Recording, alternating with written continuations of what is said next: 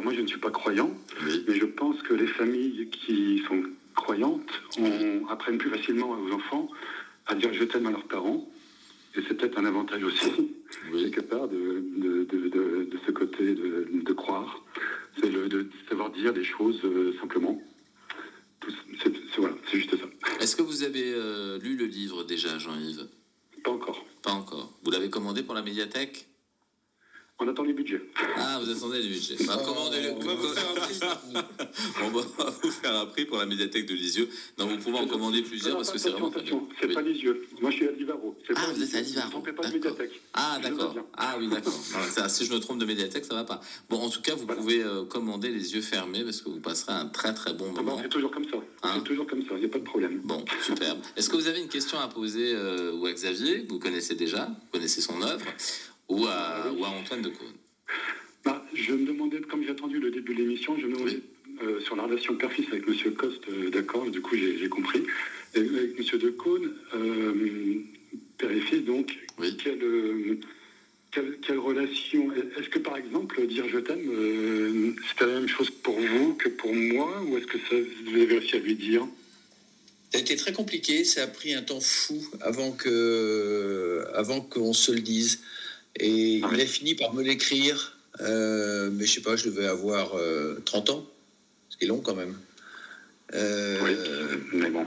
Oui. Et puis, vous savez, en vieillissant, on devient plus sentimental, ça fait bien peu, on baisse la garde.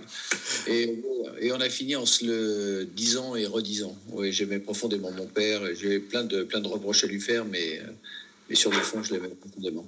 D'accord. Ouais. Très intéressant.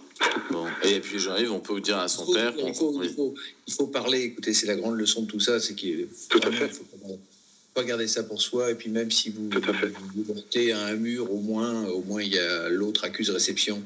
Et puis ça débloque des choses. Faut pas rester silencieux. Oui, c'est vrai.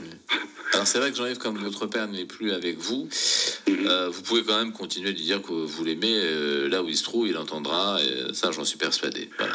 Sûrement. Dieu vous entende. Oui. Sur notre antenne, ça arrive souvent. Je vous rassure. Sur notre antenne, c'est possible. Voilà. Il est à l'écoute. Il va appeler peut-être tout à l'heure. Bon, merci en tout cas, Jean-Yves.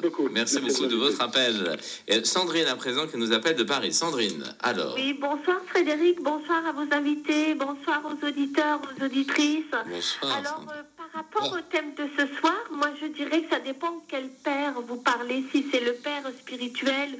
Oh non, là on parle du vrai papa, là. Du vrai papa. Oui, vrai papa. Alors, écoutez, moi j'ai retrouvé avec mon père spirituel ce que je n'avais pas rencontré avec mon père terrestre. Mais toujours est-il que moi, ma priorité a été de garder tous les bons souvenirs de mon papa de chair, c'est-à-dire que je garde que des très très bons souvenirs et je garde parce que j'ai pardonné énormément de choses quand j'ai rencontré le Seigneur, on est bien d'accord, parce que j'ai appris en grandissant avec le Seigneur qu'il n'était pas responsable ni de ses actes ni en pensée, pas par rapport à moi, par rapport à des histoires d'adultes, ce qui malheureusement ne m'a pas donné la possibilité de pouvoir bénéficier de repères, des bases essentielles pour me construire dans ma vie. Mais toujours est-il que de toute manière, c'est la vie qui m'a tout appris, que ce soit de la claque au relèvement, on est bien d'accord. Oui. Alors Sandrine, vous aviez 12 frères et sœurs, c'est vrai ça? Oui, j'ai 12 frères et sœurs. Les 12 frères et sœurs. L'avant-dernière, oui. Donc la dernière des filles. D'accord. Et moi, mon apprentissage avec mon papa... Pardon? Oui, c'est comme les apôtres, c'est comme un par tribu d'Israël. Vos parents étaient très religieux.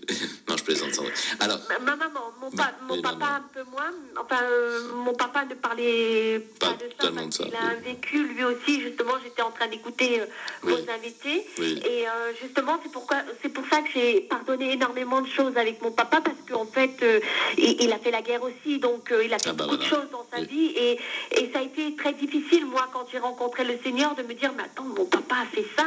Il m'a fallu énormément de temps pour grandir mentalement et de comprendre que, mais oui, c'était la guerre, donc c'est une obligation. Il ne faut pas lui en vouloir. Enfin, ça, c'était... Oui, il y a des circonstances, des circonstances atténuantes. Alors, Sandrine, est-ce que vous avez une question à poser ou à Xavier ou à Antoine sur leur rapport avec la paternité. Alors Xavier, son père l'écoute, donc il a plus de mal à s'exprimer. Il dira que des choses sympas. Alors, est-ce que vous avez une question à poser ou à Xavier, donc le dessinateur et le co-auteur, ou à Antoine? Moi, je dirais pour le dessinateur de continuer, déjà parce que je viens de le voir sur Internet, donc c'est très très joli dessin. Oui, c'est très beau ce qu'il fait. Vraiment, continuer à dessiner, à faire des belles choses. Mais moi, j'aurais voulu savoir, entre vos invités, est-ce qu'ils ont déjà, avant toute chose, est-ce qu'ils ont la foi déjà? Est-ce qu'ils ont un père spirituel? Alors là, ce sont des croyants ou des non-croyants? Enfin bon. Ça je ne sais pas. On peut leur demander. Écoutez, Sandrine, on peut leur poser la question. Je vais botter en touche en vous répondant que j'ai un père qui était un père à la fois biologique et spirituel. C'est un homme qui avait beaucoup d'humour. Ouais. Et qui a été formé chez les jésuites, je crois. Oui, formé chez les jésuites et dans un collège très sévère. À Toulouse, le Caousou, voilà. Qui écrivait comme un proche d'un emprisonnement, donc il n'en gardait pas un très bon souvenir. Il a été, d'abord il a été enterré religieusement, selon ses souhaits, et il avait gardé une excellente relation avec un aumônier des îles, justement, qu'il avait rencontré en Polynésie, et avec le père Dubosc, avec qui il a correspondu toute sa vie. D'accord. Donc je ne sais pas s'il avait la foi chevillée au corps, mais dans le doute, il a... Oui, ça comptait quand même pour lui. Il a peut-être eu des expériences. D'ailleurs, dans le livre, on voit des expériences un peu mystiques, quasiment mystiques, avec des esprits, avec ça le réveille. En Polynésie, là pour le coup, les Polynésiens sont très très croyants et ils sont persuadés que les esprits des morts, ce qu'ils appellent les tupapao, sortent la nuit une fois le soleil couché et reviennent habiter les lieux qu'ils ont occupés quand ils étaient vivants. Donc imaginez sur une île déserte et ça. Et seul. Oui, ça peut faire peur. Sur une île où il y a eu un trésor aussi qui est passé à un moment, qui a transité sur cette île. Donc, ce qui dit trésor dit pirate. Alors, vous mettez des pirates, vous mettez des fantômes, vous mettez des cochons sauvages. Des cochons sauvages, on va en reparler aussi, parce que, voilà. Xavier, alors question spirituelle, oui, un peu. Moi, je ne suis pas pratiquant, mais c'est vrai que l'héritage religieux fait partie est important pour moi. De la référence. Et il peut me nourrir même à travers l'art religieux. Enfin, c'est quelque chose.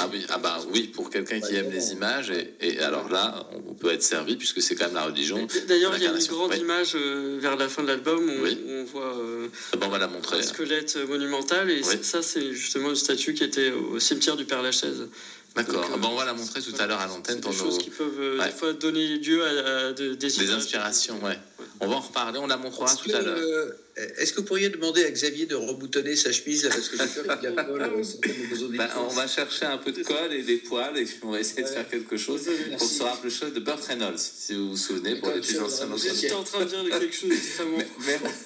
Merci Sandrine en tout cas.